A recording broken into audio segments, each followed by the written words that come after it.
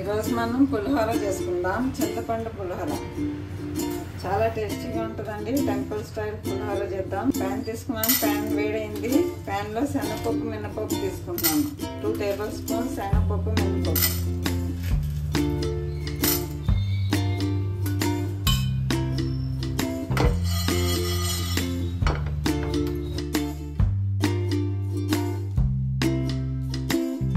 Fry అయిందండి. కొంచెం దీనిలో ఒక 1/2 టీ స్పూన్ కంటే తక్కువ మెంతులు వేస్తున్నాను.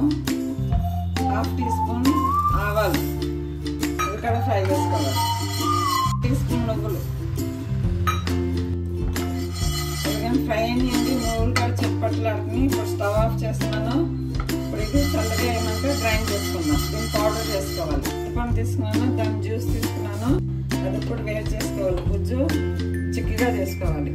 ఇక్కడ రైస్ బాయిల్ చేశానండి. 1 గ్లాస్ రైస్ కుక్కర్లో బాయిల్ చేశాను. 1 గ్లాస్ రైస్కి 2 గ్లాస్ వాటర్ వేసి ఉడికించుకోవాలండి. ఇలా పొడి పొడిగా ఉడుకుతుంది.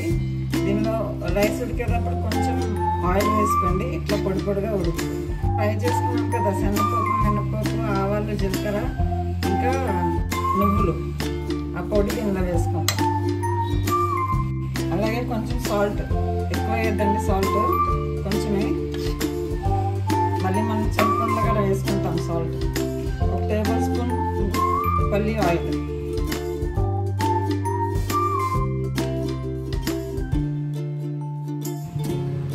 కొంచెం ఆరాలి రైస్. కొంచెం చల్లగా అయ్యే వరకు పక్కన పెట్టుకుంటాం. ఇక్కడ చింతపండు గుజ్జు ఉడుకుతుందండి. దీనిలో 1 స్పూన్ బెల్లం వేస్తున్నాను. పసుపు 1/2 టీ స్పూన్. అలాగే సాల్ట్ 1 స్పూన్ ఫుల్. మనం రైస్లో కూడా సాల్ట్ వేసాము, చూసుకొని వేసుకోండి. చిక్కబడిందండి, ఇంకా కొంచెం చిక్కబడాలి. ఇదిగోని చిక్కగా అయిందండి.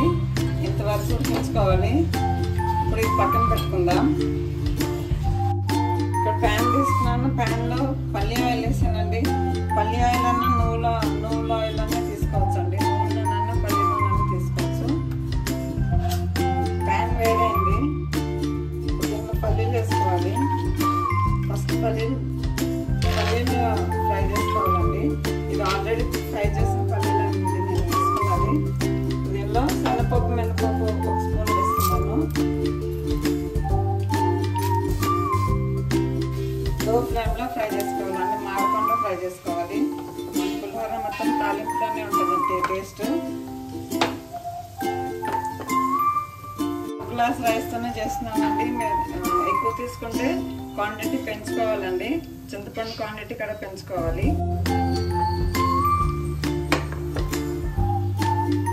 ఇక పప్పులు వేగి దీనిలో ఆవాలు జీలకర్ర వేస్తున్నా. అలాగే 2 పచ్చిమిర్చి, 4-5 ఎండుమిర్చి,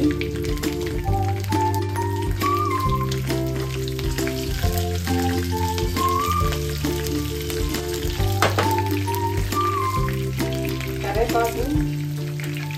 నేను రోస్ట్ చేసిన కరివేపాకు అండి. ఇది మీరు ఫ్రెష్ కూడా తీసుకోవచ్చు.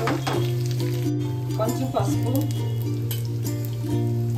ఇంకో ఇప్పుడు మనం ఉడికించుకున్నాం కదా చింతపండు, అది వేసుకున్నాం.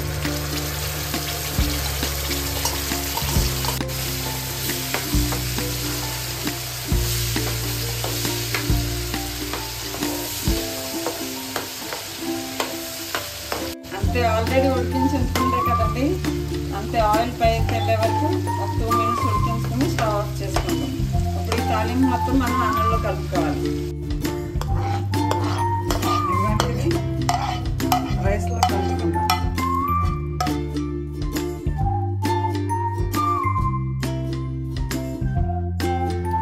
కలుపుతుంటేనే అంత బాగా మంచి స్మెల్ వస్తుంది.